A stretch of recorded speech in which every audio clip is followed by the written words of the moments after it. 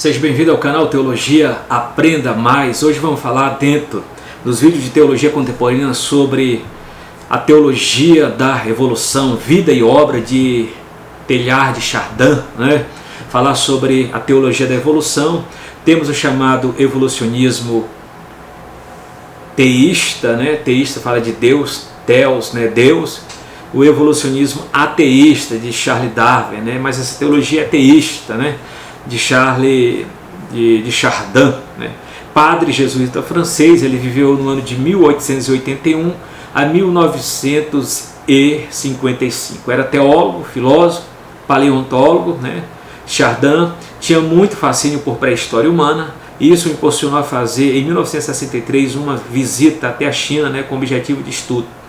Ao voltar-se, ele descobriu que, pelo fato de suas crenças serem consideradas não ortodoxas por seus superiores, ele havia sido proibido de lecionar no Instituto em Paris. Entre 1926 a 1946, ele esteve banido no Oriente por causa de suas ideologias avaliadas pelo catolicismo como sendo perniciosa e de conteúdo herético, né?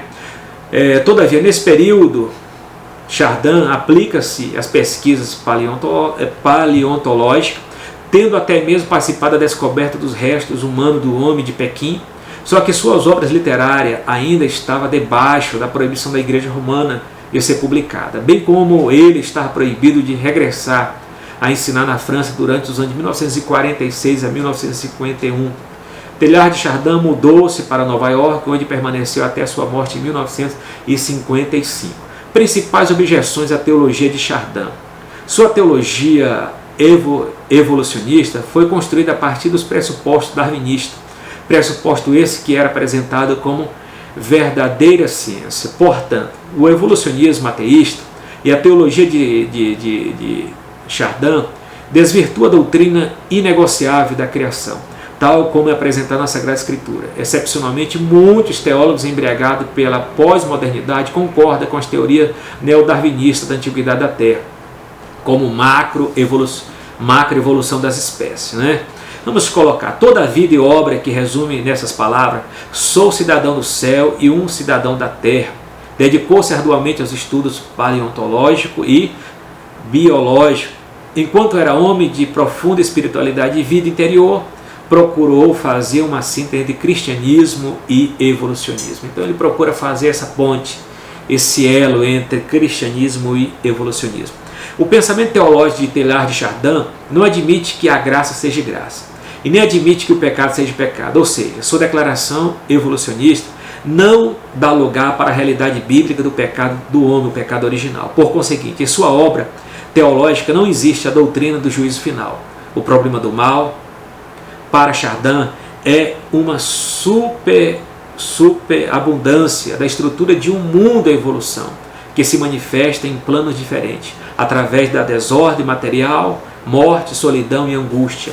É uma questão assim: Deus criou Adão e a humanidade se evoluiu no decorrer de toda a história. É o pensamento de Teilhard de Chardin dentro da sua teologia evolucionista, que tem por base o darwinismo e o neodarwinismo, né? E as ideias de Charles Darwin, né?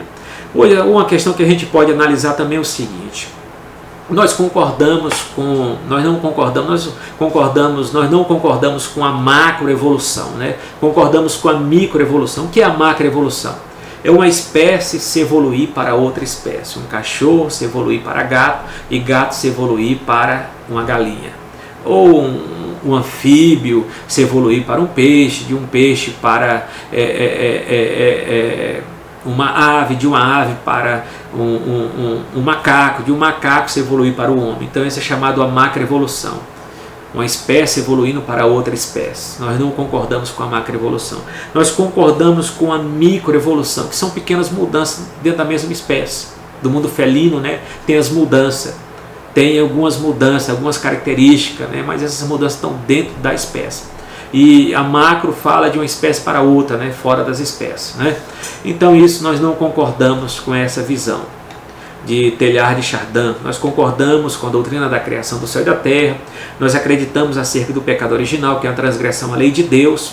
E uma das coisas que a teologia de Teilhard de Chardin ela vem desvirtuar toda a história da criação, principalmente do pensamento bíblico e teológico. E até a próxima, que Deus em Cristo nos abençoe.